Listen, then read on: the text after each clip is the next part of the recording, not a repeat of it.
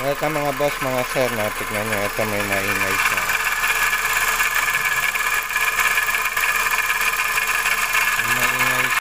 So unang ginawa natin, tinanggal natin yung belt, no, tapos in-start natin. So nawala yung ingay niya. Ibig sabihin wala sa loob ng makina, sa labas yung ingay. Explain ko muna ko ano yung paano kung pinakinggan yung ingay ng bearing. So sa video gumamit ako ng hose. Yung kabilang dulo ng hose, tinapat ko kung saan yung maingay na suspected ko na bearing. Tapos yung kabilang dulo,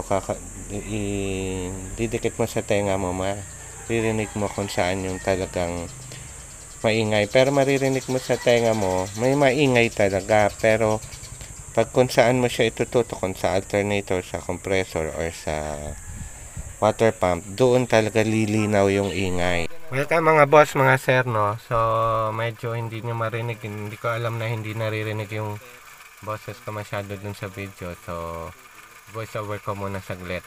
So ang ginawa ko, itong hose na to, yan yung lalapit mo kung saan yung bearing, kunyari kung sa alternator bearing or sa compressor or sa water pump yung ingay. Tututok mo lang to malapit doon habang naka-start, tapos yung kabila itututok mo sa tenga mo. So may maririnig ka pa ring ingay doon. Pero kung saan luminaw yung ingay, kumbaga maririnig mo kung saan yung talagang nag-originate yung ingay. Ang ginawa ko para ma-share ko sa inyo, dinikit ko sa yung kabilang dulo sa mic ng cellphone. Alternator, ito wala. Akong palit na sa alternator natin. Isang compressor ulit.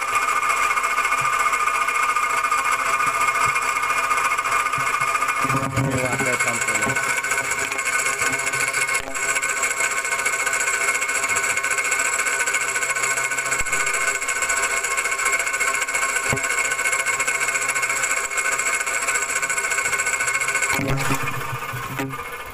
So hopefully narinig nyo, no?